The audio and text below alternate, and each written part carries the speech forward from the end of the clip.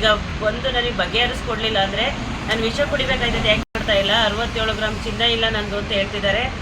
ತೀರಾ ನೊಂದಿದ್ದೀನಿ, ನನಗೆ ನ್ಯಾಯ ಕೊಡಿಸ್ಬೇಕು.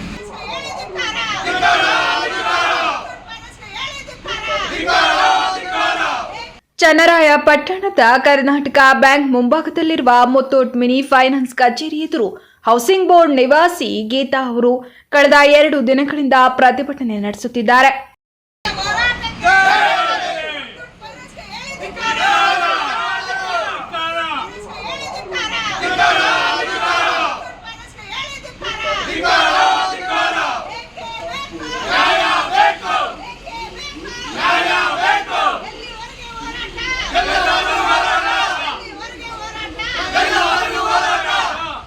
ಪ್ರತಿಭಟನೆಯಲ್ಲಿ ಮಾತನಾಡಿದ ಗೀತಾ, ತಮ್ಮ ಸಮಸ್ಯೆಗೆ ಸಂಬಂಧಿಸಿದಂತೆ ಸಿಬ್ಬಂದಿಗಳು ಯಾವುದೇ ಕ್ರಮ ಕೈಗೊಳ್ಳದೆ ನಿರ್ಲಕ್ಷ್ಯ ವಹಿಸುತ್ತಿದ್ದಾರೆ ಎಂದು ಆರೋಪಿಸಿದರು.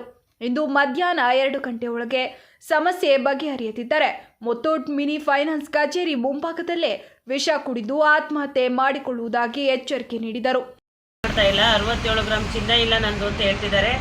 ಈಗ ಒಂದು ನನಗೆ ಬಗೆಹರಿಸ್ಕೊಡ್ಲಿಲ್ಲ ಅಂದರೆ ನಾನು ವಿಷ ಕುಡಿಬೇಕಾಯ್ತದೆ. ಯಾಕೆಂದರೆ 15 ದಿವಸದಿಂದ ನಾನು ಮನೆ ಕೂಡಿಲ್ಲ. ನಮ್ಮ ಮನೇಲಿ ತೀರಾ ನೊಂದಿದ್ದೀನಿ, ನನಗೆ ನ್ಯಾಯ ಕೊಡಿಸ್ಬೇಕು. ಸರ್ಕಾರದ ಕಡೆಯಿಂದ ನಾನು ಇಲ್ಲಿ ಬಂದಿದ್ದೀನಿ. 3 ದಿವಸದಿಂದ ಚಳುವಳಿ ಮಾಡಿದ್ರು, ಯಾರು ಬಂದು ನಮ್ಮನ್ನು ತಿರುಗಿ ನೋಡ್ತಾ ಇಲ್ಲ. ನಮಗೆ ಇವತ್ತು ನ್ಯಾಯ ಬೇಕೇ ಬೇಕು. ಕರ್ನಾಟಕ ರಾಜ್ಯ ರೈತ ಸಂಘದ ರಾಜ್ಯಾಧ್ಯಕ್ಷೆ ನಾಗರತ್ನಮ್ಮ ಚಿನ್ನೇನಹಳ್ಳಿ ಅವರ ನೇತೃತ್ವದಲ್ಲಿ ಹಗಲು ರಾತ್ರಿ ಪ್ರತಿಭಟನೆ ನಡೆಯುತ್ತಿದೆ. ಈ ಸಂದರ್ಭದಲ್ಲಿ ಮಾತನಾಡಿದ ನಾಗರತ್ನಮ್ಮ, ಮುತ್ತೂಟ್ ಮಿನಿ ಫೈನಾನ್ಸ್ ಸಂಸ್ಥೆ ಸುಮಾರು 15 ಗ್ರಾಹಕರಿಗೆ ಮೋಸ ಮಾಡಿರುವ ದಾಖಲೆಗಳು ನಮ್ಮ ಬಳಿಯಿವೆ ಎಂದು ತಿಳಿಸಿದರು. ಬ್ಯಾಂಕ್ ಅಧಿಕಾರಿಗಳು ಸ್ಥಳಕ್ಕೆ ಆಗಮಿಸಿ ಸಮಸ್ಯೆ ಪರಿಹರಿಸುವವರೆಗೆ ಪ್ರತಿಭಟನೆ ಕೈಬಿಡುವುದಿಲ್ಲ ಎಂದರು. ಈ ಘಟನೆಯಿಂದ ಯಾವುದೇ ಅನಾಹುತ ಸಂಭವಿಸಿದರೆ ಮುತ್ತೂಟ್ ಮಿನಿ ಫೈನಾನ್ಸ್ ಹಾಗೂ ತಾಲೂಕು ಆಡಳಿತವೇ ಸಂಪೂರ್ಣ ಹೊಣೆಗಾರರು ಎಂದು ಅವರು ಎಚ್ಚರಿಕೆ ನೀಡಿದರು.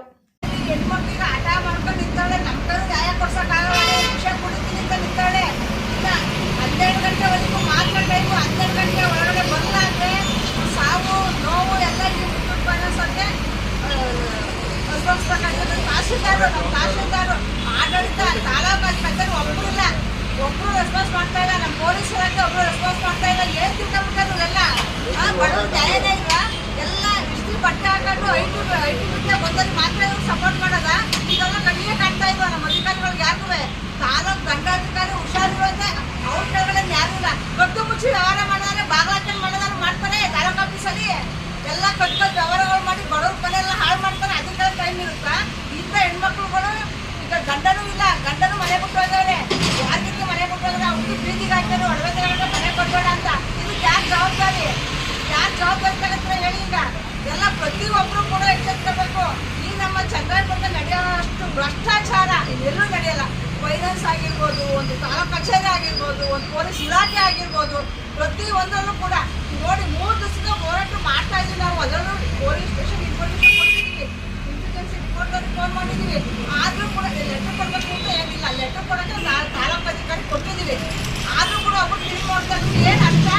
ಅದಕ್ಕೆ ಗೊಂಬೆ ಬಾರಿಸ್ಕೊಂಡು ದುಡ್ಡು ಕೊಟ್ಕೊಂಡು 3 ದಿನ ಕರ್ಕೊಬೋದು ಮಾತ್ರ ಸೆಕ್ಯೂರಿಟಿನ ನಿಯತ್ತಾಗಿ ಹೋರಾಟ ಮಾಡೋದು ಇಲ್ಲವೇ ಇಲ್ವಾ?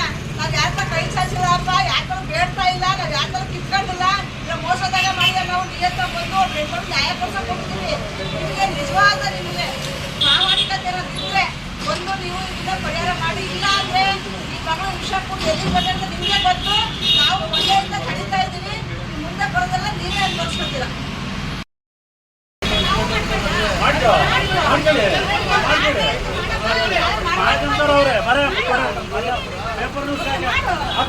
ನ್ಯೂಸ್ ತರ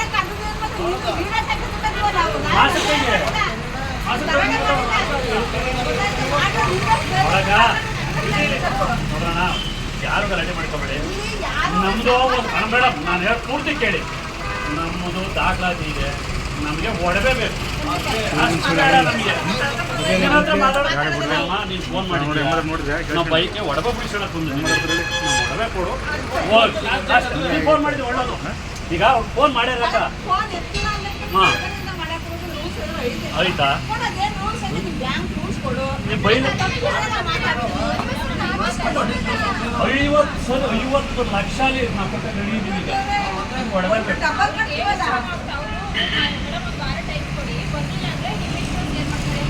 ಬೈಲದಲ್ಲ ಐತಾ ನಿಮ್ಮ ಹತ್ರ? ನಿಮ್ ಇಷ್ಟನ್ನು ಮಾಡ್ಕೊಬೋದು ಅಂತ ಬೈಲದಲ್ಲ ಐತಾ? ಐತಾ ರೂಲ್ಸ್ ಐತಾ? ಕೊಡಿ.